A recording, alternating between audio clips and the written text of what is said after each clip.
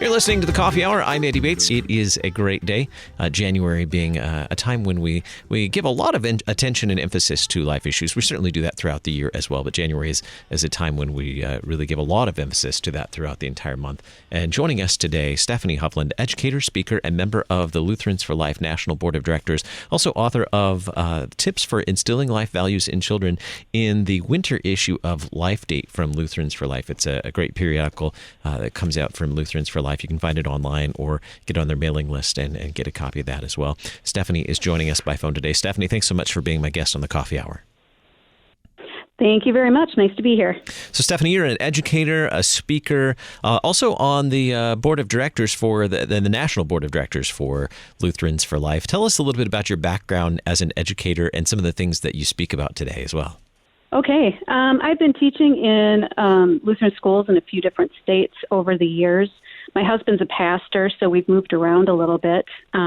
Between subbing and then teaching full-time, I've taught kindergarten through 8th grade. I currently teach part-time in Portage, Wisconsin, and I do library for the whole school and teach a couple other subjects, so that's really fun. I love connecting kids with books.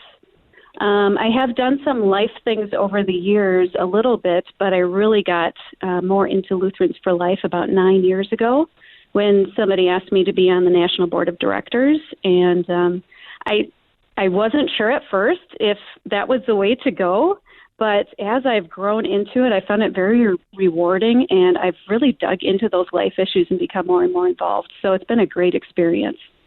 Well, very good. It sounds like you have, as an educator, not only served as an educator, but also learned a lot along the way as an educator, too. And some of those things that you've learned, you share with us in the winter issue of Life Date and those tips for instilling life values in children. Let's dig into those. Let's start with some of the youngest and how we can instill life values in children. Let's start with some of the toddlers when they're learning and still kind of crawling and really probably just starting to get on the cusp of what is autonomy and wanting to be a little bit autonomous, wanting to do some things on their own. What are some tips for us in instilling life values in toddlers?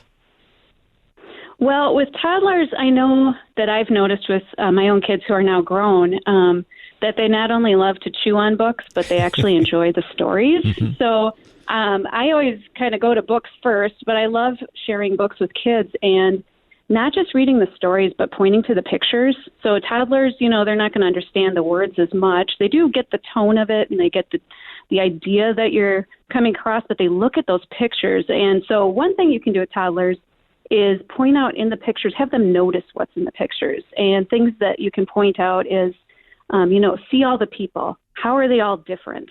And we notice different ages. We notice babies. We notice different skin colors. We notice people doing different things. And so you should point out all those differences and then say something like, let's point to all the people that God loves.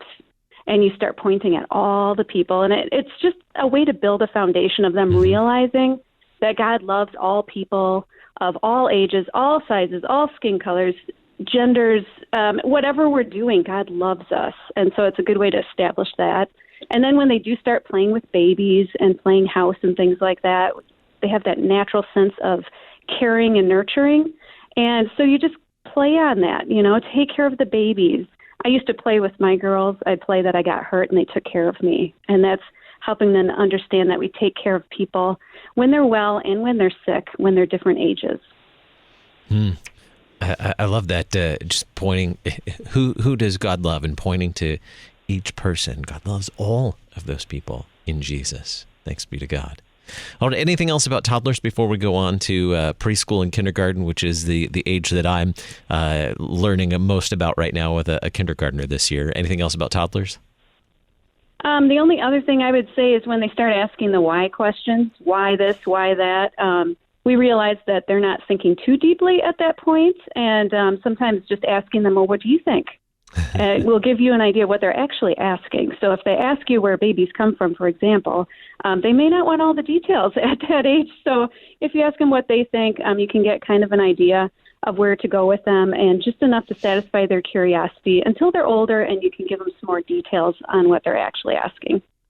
Yeah, that has been a fun response to the why questions in our household as well, because what I thought he was asking about, he was really asking about something totally different. So clarification for those questions certainly has been valuable. All right, preschool and kindergarten.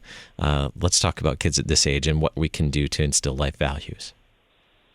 All right. Well, at this age, I see a lot of kids really paying close attention to the opposite sex parent or the opposite sex adults in their lives. And they're really noticing relationships. And so they are noticing the same-sex parent as well, but I see them kind of cluing into the other one as much as possible. And this helps them have ideas about relationships when they grow up. And so we do need to be careful what we're modeling with other adults. And that can be caregivers, it can be spouses, it can be grandparents, any of those relationships. And they're watching for cues to their identity and then cues to relationships with one another. So we do need to be careful that we're modeling something that we want them to replicate in the future. The other thing I see them popping up right now when I teach in the library, I'm actually right next to a preschool class. So I hear a lot of their talking and I hear a lot of, that's not fair. Mm-hmm. And if there's anything that they perceive as an inequity, they are sure to point it out. And so you can use that whole idea of things not being fair to point out how God values all the people, like we talked about with the toddlers, and say, for example, that it's fair that God loves all people, and so we should love them all too, whether it's a tiny baby or an older person or somebody that maybe the student hasn't noticed. That's an important life value too, that sometimes the people in our lives that we don't notice don't get recognized, and we don't show them love as much as God loves them. So that would be something to point out for them as well. And at that age, preschoolers and kindergartners noticing people and caring for them, they eat that up. They love that. They love to go and hug somebody who is not being noticed, and to start noticing people like that. It would give them a great activity to do, and they love to do it. All right, elementary school age, so moving on beyond kindergarten. All right, elementary school age, for some people, this is kind of your last chance before they start rebelling. It kind of depends on the kid. I've seen some students who late elementary, they're still very kind of compliant with the family values and family rules, and some kids are already pushing those boundaries. So you kind of have to watch them, but this is when I think you really need to lay that foundation for your family values and come out and say it. Say, our family always does this, and maybe it's something they don't always do. Our family doesn't watch violent movies, or our family always goes to church together. And whatever you say then, obviously follow through on, but our family always values our older relatives. And you might not even say that, but you'll show it when you have, we used to have holiday gatherings, and we made sure to go pick up the aunt who was in a nursing home so that she was with us at our family gatherings. That shows a family value. You're following through on it. So at elementary age, you can show the family values and go ahead and say them so that they're very clear. In our household, that's one way that I reiterate that with my son is this is what Bates men do. This is what Bates boys do. I like that. Especially when it comes to how we communicate with one another. This is how we talk to mommy, or this is how we talk to our teacher. This is how Bates men talk. This is how we show respect to others. We really try to reiterate that, and sometimes numerous times within an hour. Well, and you know what? When they get older and they start seeing the discrepancy between your family values and other family values, this becomes a good discussion to have too. And you can say, I know that your best friend's family doesn't value this, but we do. And you come back to this and just keep pointing it out that we do value this. This is important to our family. All right. Middle school. This is where, as you said, they may start pushing the envelope in elementary school age, but moving into middle school, that 6th, 7th, 8th grade. Yeah, and I still find some students still are very supportive of their family values, and some are really testing the boundaries. So if they are still following along with family values, please take advantage of that and really use that to the advantage of staying together and doing devotions together and doing activities together. I know this one mother and daughter team who go to the nursing home every month, and they've done this for years. It's a great experience for them.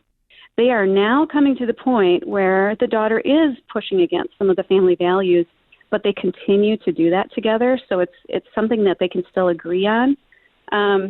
So the family values comes back at this point, and you can keep reiterating this is a family value. Even if they're pushing against it, it's still our family value. We still do this. And then my encouragement is, especially if they're kind of bucking the system, to invite them to do things rather than push them so much.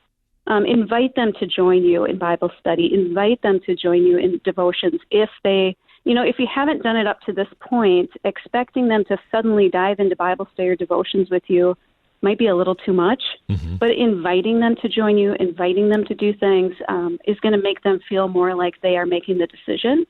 And as they're getting older, they do need the power to make some decisions on their own. So I find that inviting even teens who don't want to come along, inviting them is less threatening, and sometimes they will come as well. Another thing I know that they like to do at this age is join clubs and to fight for social justice. Many of them do. And so you can also look at that and see, are there clubs? Is there a Lutherans for Life chapter that maybe you could join together? Is there a way they could do something to help with suicide prevention in your community? Or human trafficking is really big right now, and is there something you could do together to fight against that? If they do crafts, could they make baby hats for a crisis pregnancy center? Could you visit nursing homes as a group? I mean, there's a lot of things they can do where it feels less threatening from you as a parent or as a teacher or as a grandparent. And if you invite them to come with you, they just might come along. And one opportunity to do that, to help students express what they believe, particularly about life issues, is the annual essay contest. We have just under a minute. I'd love to share that with our listeners today about the opportunity for students to participate in the essay contest this year. Yes, that would be great. I've been involved in that for a couple of years, and I found it very rewarding to have my students go through the process, even if they didn't win at the state or national level.